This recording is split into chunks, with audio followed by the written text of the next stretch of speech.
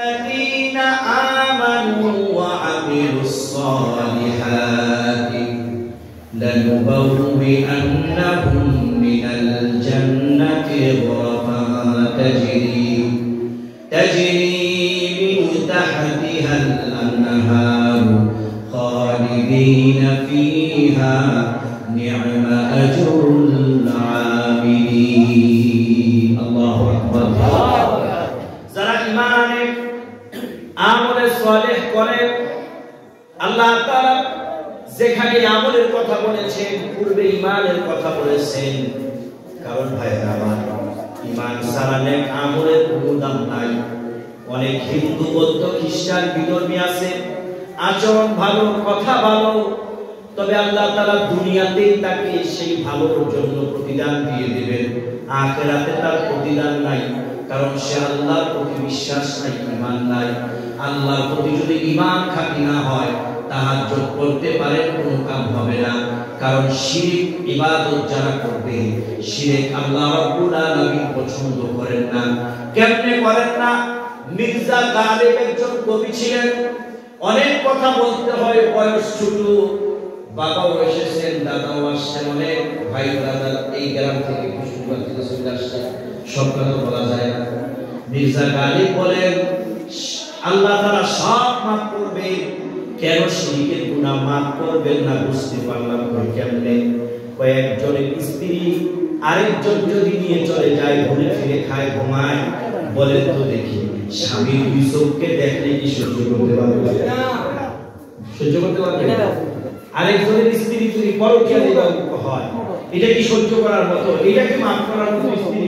স্ত্রী রাগ করে স্বামীর লোকে খারাপ আচরণ করে স্বামীর লোকে মুনাফা করে টাকা নাই পয়সা নাই জায়গা নাই সম্পদ নাই তোমার কাছে মরছি গেলাম না গেলে আরেক জায়গায় প্রচেষ্টা পাবে ওই জায়গায় গেলে কপালটা ভালো ছিল সারাটা জীবন যতদিন বাইচে আছেন দাঁড়াইব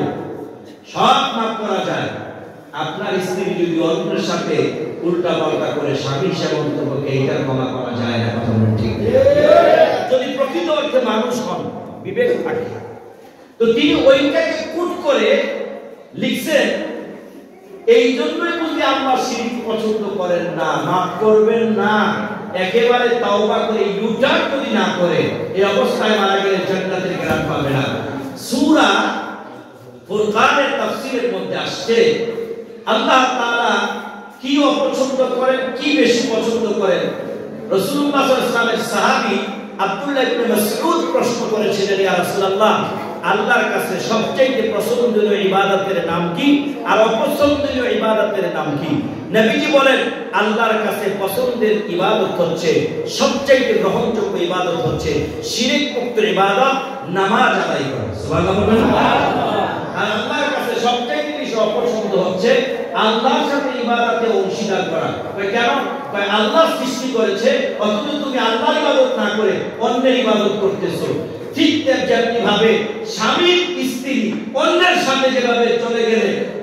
খারাপ কিছু করলে যেভাবে স্বামী লাগে তার থেকে বেশি যেন রবের লাগে রব বলে তুমি তো আমার বান্দা আমি তোমাকে বানাইছি কথা বলে ঠিক যেন শিরক মুক্ত ইবাদত পীর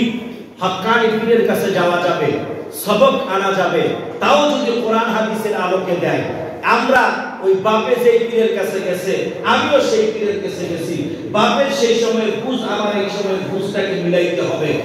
আল্লাহ বলছেন যারা ঈমান আনে সৎকর্ম করে তাদের জন্য জান্নাতে একটা ঘর বানাইছি গরফান তাজরি মিন তাহতিহাল আনহার যার নিচ দিয়ে ঝর্ণা প্রবাহিত সুবহানাল্লাহ এখন এর যুবকগুলা ভাই ঝর্ণা দেখতে যায় ওই যে চট্টগ্রাম কি করে কুয়াকাটা চট্টগ্রাম সিলেট আল্লাহ কই এমন ঝর্ণা দেখা করে দেখা তো চাই এই থাকবি চোখ দিয়ে সেদিক যাইব সুবহানাল্লাহ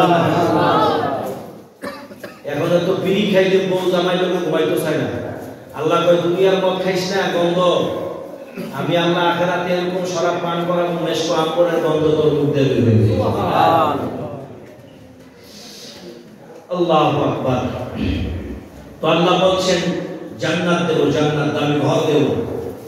যারা আজকুরা আমিলিন তো আল্লাহই বলতেছেন নেককারদের জন্য আমলকারীদের জন্য কত সুন্দর প্রতিদান আল্লাহর পক্ষ থেকে সুবহানাল্লাহ বলবেন না আল্লাহ নিজেই আমার নিজের প্রশংসা করতেছেন নিয়ামাতুল আমিলিন, কি সুন্দর প্রতিদান নেক আমলকারীদের জন্য। এই তাফসীরের মধ্যে একটা হাদিস আছে, চারটা আমলের কথা আছে, যেই চারটা আমল করলে এই জান্নাত পাওয়া যাবে। সুবহানাল্লাহ। এই চারটা আমলের কথা বলেই আজকে ওয়াজ শেষ করব ইনশাআল্লাহ তাআলা। عن علي رضي الله تعالى عنه قال قال رسول الله صلى الله عليه وسلم إن الجنة في الغرفة يرى ظاهرها من باطنها وباطنها من ظاهرها। নবীজি সাল্লাল্লাহু আলাইহি ওয়াসাল্লাম বলেন, এই চারটা আমল যারা করবে তাদের জন্য আল্লাহ এমন জান্নাত দান করবেন যার ভিতর থেকে বাহির, বাহির থেকে ভিতর দেখা যাবে। সুবহানাল্লাহ।